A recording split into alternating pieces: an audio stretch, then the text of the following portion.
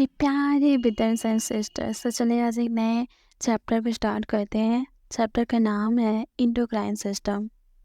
Endocrine system में सबसे पहले हम ग्लैंड्स के बारे में पढ़ेंगे कि ग्लैंड्स कितने टाइप्स की होती हैं। ग्लैंड्स दो टाइप की होती हैं, इंडोक्राइन ग्लैंड और एक्सोक्राइन ग्लैंड्स। जो इंडोक्राइन ग्लैंड्स होती हैं ये अपना सेक्रेशन डायरेक्टली ब्लड में डाल देती हैं, फिर ब्लड उसको अपने टारगेट तक ले करके जाता है क्योंकि डक्टलेस होती हैं। These secrete their products hormones into the interstitial fluid surrounding the secretory cells। ये हमेशा हार्मोन्स का सीक्रेशन करती हैं। Most hormones are required in very small amounts, so circulating levels typically are low। जो इंडोक्राइन ग्लैंड्स होती हैं ये hormones बहुत कम अमाउंट में प्रोड्यूस करती हैं। अब देखते हैं कि endocrine glands include the endocrine gland में कौन से ग्लैंड इंक्लूड होती हैं। Pituitary gland, thyroid gland, parathyroid gland, adrenal gland, pineal glands. आप इस इमेज में भी सारी ग्लैंड्स को देख सकते हैं। इमेज से देखने में थोड़ा ज़्यादा अच्छा रहेगा। एक्सोक्राइन ग्लैंड, इसके पास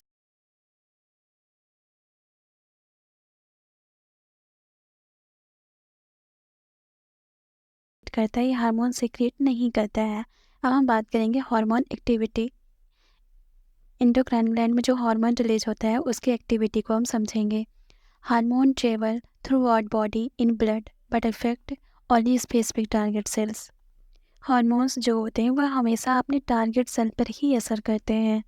only the target cells given hormone have receptors that bind and recognise that hormones.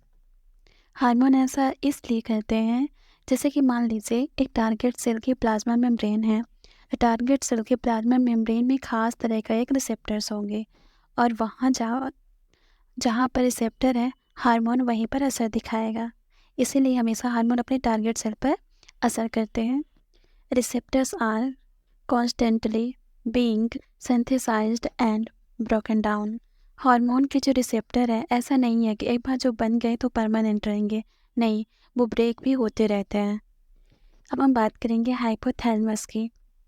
For many years the pituitary gland और hypophysis was called the master endocrine gland because it secretes several hormones that control other endocrine glands।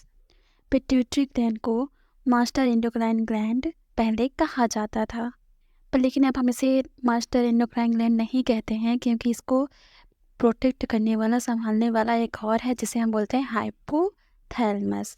We know that the pituitary gland itself has a master, the hypothalamus। Cells in the hypothalamus synthesize at least 9 different hormones and the pituitary gland secretes 7। Together, these hormones play important roles in the regulation of virtually all of growth, development, metabolism and homeostasis। ये सभी hormones growth, development, metabolism and homeostasis में important role play करते हैं। अब हम बात करेंगे pituitary gland. It is a pea-shaped structure that measure 1 to 1.5 centimeter in diameter and insular turcica of the sphenoid bone।